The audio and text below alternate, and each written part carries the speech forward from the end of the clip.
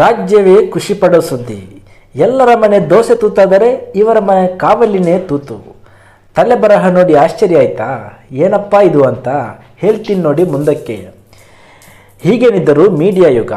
Camera ಜೊತೆ ಕೈಯಲ್ಲೊಂದು mic ಹಿಡ್ಕೊಂಡು ಯಾರಪ್ಪನ ಮನೆಗೆ ಬಚ್ಚಲ ಮನೆಗಾದರೂ ನುಗ್ಗಿ ಹಿಗ್ಗಾಮುಗ್ಗ ಪ್ರಶ್ನೆಗಳನ್ನು ಕೇಳಿ ನಮ್ಮಲ್ಲೇ ಮೊದಲೆಂದು ಬ್ರೇಕಿಂಗ್ ನ್ಯೂಸ್ ಹಾಕುತ್ತಾ TRP ಹೆಚ್ಚಿಸಿ ಮಜಾ ಮಾಡುತ್ತಾರೆ.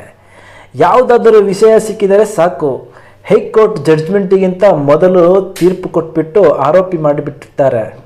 ಯಾರ ಮನೆ ಹಾಳಾದರೇನೋ ಇವರಿಗೆ ಚಿಂತೆ ಇಲ್ಲ.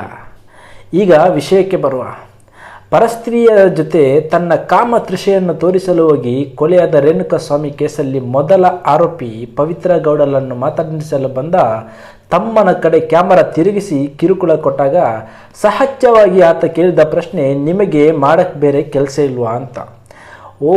ಅದನ್ನೇ ಹಿಡ್ಕೊಂಡು ಸೋಕಾಲ್ಡ್ ಪತ್ರಕರ್ತನೊಬ್ಬ, ಇಲ್ಲ ಶೆಡ್ಡಿಗೆ ಬಾ ಕುಂಟೆ ಬಿಲ್ಲೆ ಆಡೋಣ ಅಂತ ಡೈಲಾಗ್ ಹೊಡೆದ. ರೀಲ್ಸ್ ಪ್ರಿಯರು ಅದನ್ನು ಸಿಕ್ಕಾಪಟ್ಟೆ ವೈರಲ್ ಮಾಡಿದರು. ಅವರನ್ನು ಚಾನಲ್ಗೆ ಕರೆದು ಯುದ್ಧ ಗೆದ್ದು ಬಂದವರಂತೆ ಸಂಭ್ರಮಿಸಿ ಮಾತನಾಡಿಸಿದರು. ಆದರೆ ಇಂದು ಅದೇ ಮಾಧ್ಯಮ ಕುಟುಂಬದ ಚಾನೆಲ್ ಒಂದರ ಮುಖ್ಯಸ್ಥ ಮತ್ತು ರಾಜ್ಯ ಖುಷಿಪಡ ಸುದ್ದಿ ಖ್ಯಾತಿಯ ನಿರೂಪಕಿ ದಿವ್ಯಾ ವಸಂತ ಸೇರಿ ಸ್ಪಾ ಮಾಲೀಕನ ವಿರುದ್ಧ ಹನಿ ಟ್ರ್ಯಾಪ್ ಮಾಡಿದ ಕೇಸಲ್ಲಿ ಸಿಕ್ಕಿಬಿದ್ದಿದ್ದಾರೆ. ಯಾವುದೇ ಚಾನೆಲ್ಗಳ ಅಬ್ಬರವಿಲ್ಲ. ದಿವ್ಯಾ ವಸಂತ ಮನೆಗಾಗಲಿ BTV CEO ಮನೆಗಾಗಲಿ ಕ್ಯಾಮರಾ ಹಿಡಿದು ಅಭಿಪ್ರಾಯ ಕೇಳುತ್ತಿಲ್ಲ.